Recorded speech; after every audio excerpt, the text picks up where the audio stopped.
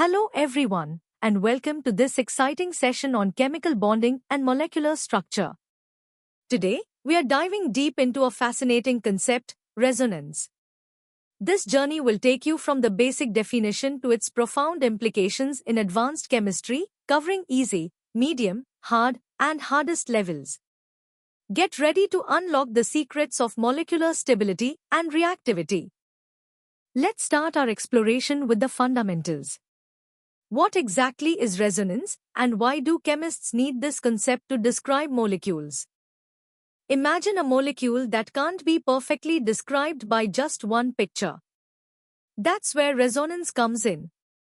It's a concept we use when a single Lewis structure falls short. Instead, we draw multiple hypothetical structures called canonical forms or contributing structures. Think of them as different snapshots. The real molecule isn't flipping between these snapshots. It's a stable, single entity called a resonance hybrid, which is like an average of all these forms.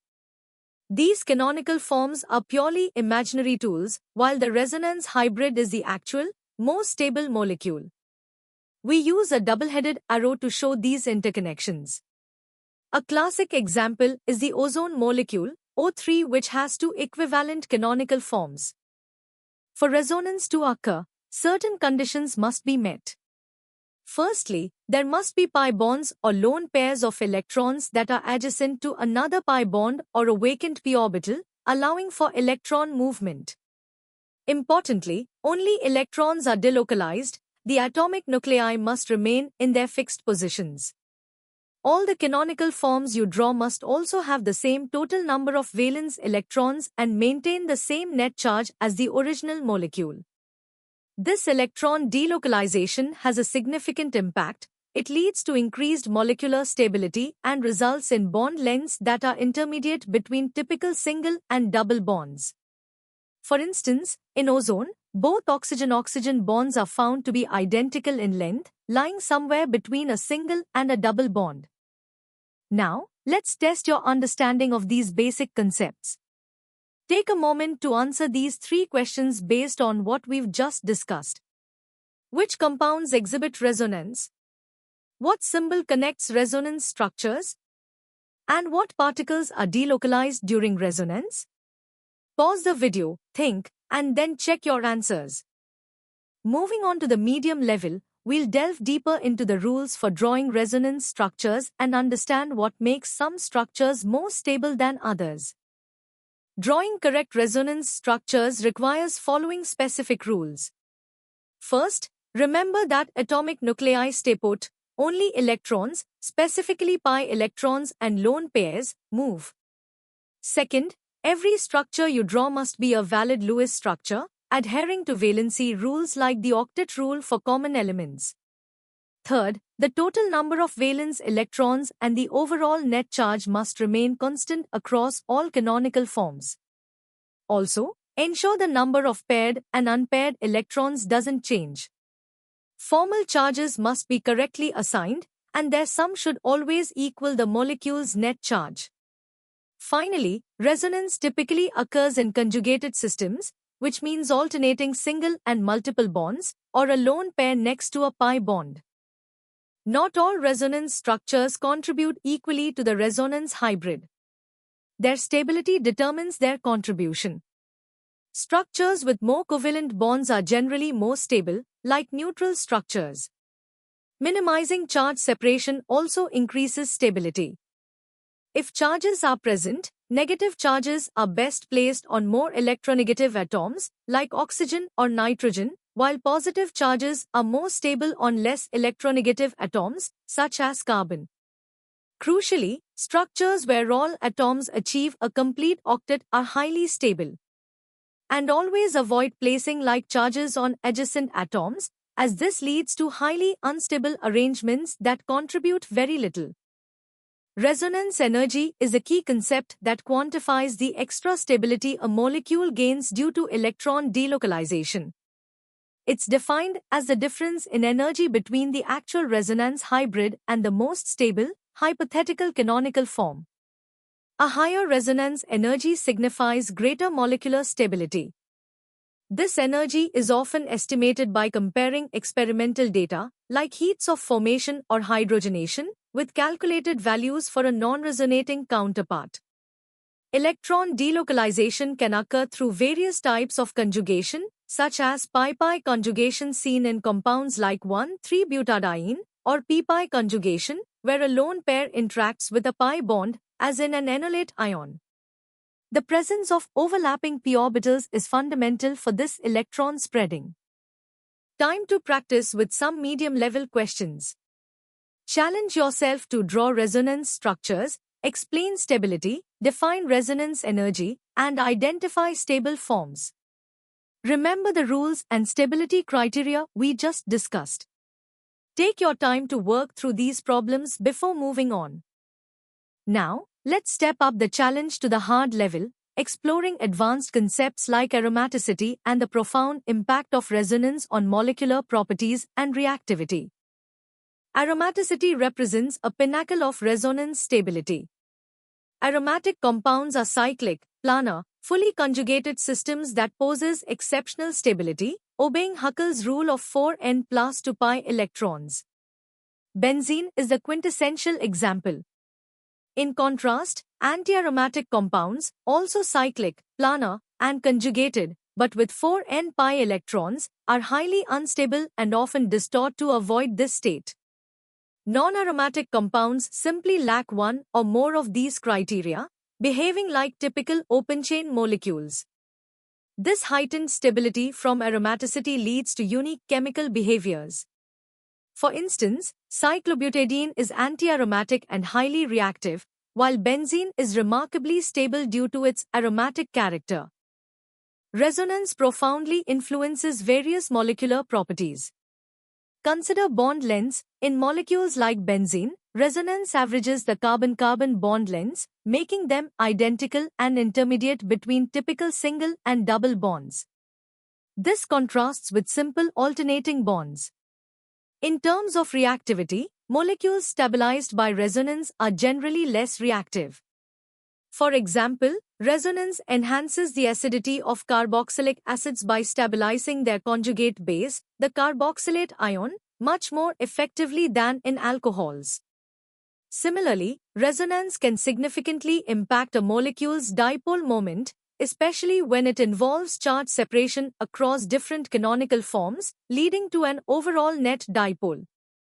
It's essential to distinguish between resonance and tautomerism. Resonance involves only the delocalization of electrons, with atomic nuclei remaining fixed. Resonance structures are conceptual tools, and the actual molecule is a single, stable resonance hybrid. Tautomerism, on the other hand, involves the actual migration of an atom, typically hydrogen, along with electron rearrangement, leading to distinct, interconvertible isomers. When assessing resonance, remember that not all canonical forms contribute equally to the hybrid. More stable forms, those with complete octets, more covalent bonds, and minimal charge separation, are major contributors. Understanding these nuances is key to predicting molecular behavior. Now, for the hard-level practice questions.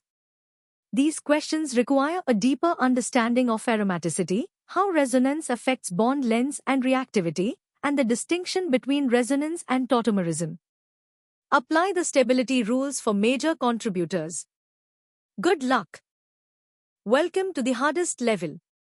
Here, we'll explore the most complex aspects of resonance, connecting it to advanced theories, reaction mechanisms, and its critical role in biological systems and quantitative chemistry.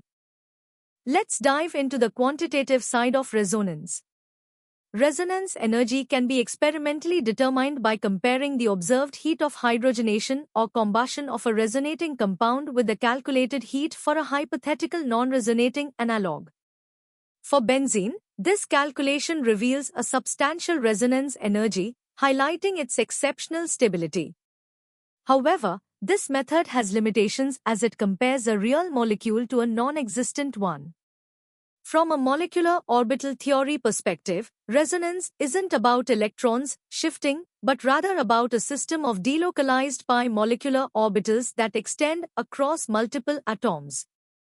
Atomic p orbitals combine to form these new, delocalized MOs, with electrons occupying the lower energy bonding orbitals, thus increasing overall stability.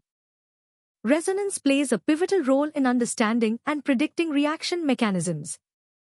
It's crucial for stabilizing various reaction intermediates like carbocations, carbanions, and free radicals, directly influencing reaction rates and product outcomes. For instance, in SN1 reactions, resonance-stabilized carbocations, such as allylic or benzylic ones, are highly favored, accelerating the reaction. In electrophilic aromatic substitution, resonance explains why substituents direct incoming electrophiles to specific positions, ortho, para, or meta, by stabilizing the intermediate sigma complexes. This deep insight into electron delocalization is indispensable for mastering organic reaction chemistry, allowing us to anticipate how molecules will react and what products will form. The influence of resonance extends significantly into biological chemistry. Take the peptide bond, the fundamental linkage in proteins. It exhibits partial double bond character due to resonance, which imposes planarity and restricts rotation around the bond. This structural rigidity is absolutely critical for the formation of stable secondary protein structures like alpha helices and beta sheets. Similarly, the aromaticity and extensive resonance within the purine and pyrimidine bases are key contributors to the remarkable stability of DNA and RNA. Even in enzymatic catalysis, resonance stabilization of transition states is a powerful mechanism enzymes use to dramatically lower activation energies, thereby accelerating biochemical reactions.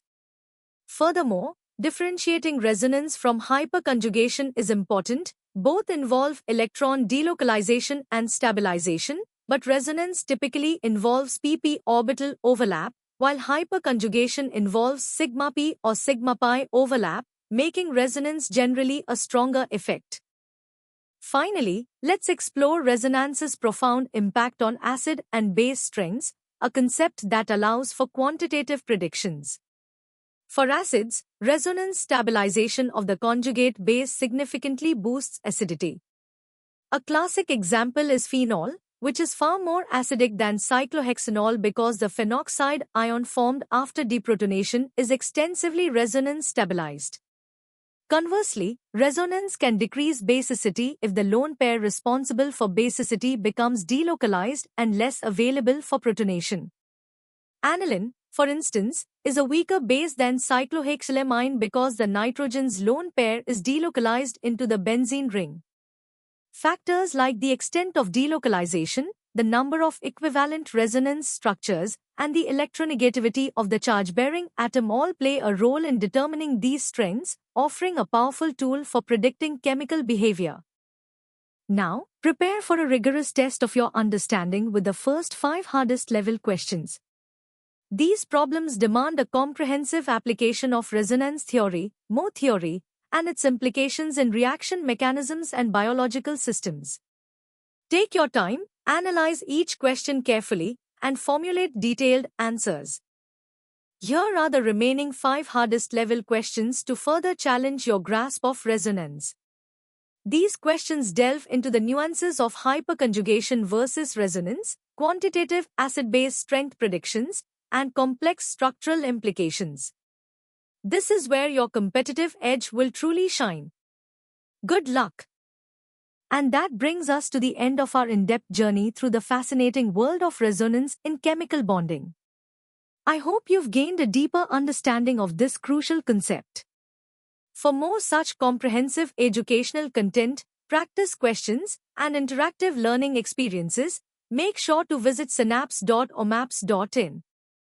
Don't forget to like this video, share it with your friends, and subscribe to our channel for continuous updates and more insightful lessons. Keep learning, keep exploring, and keep excelling.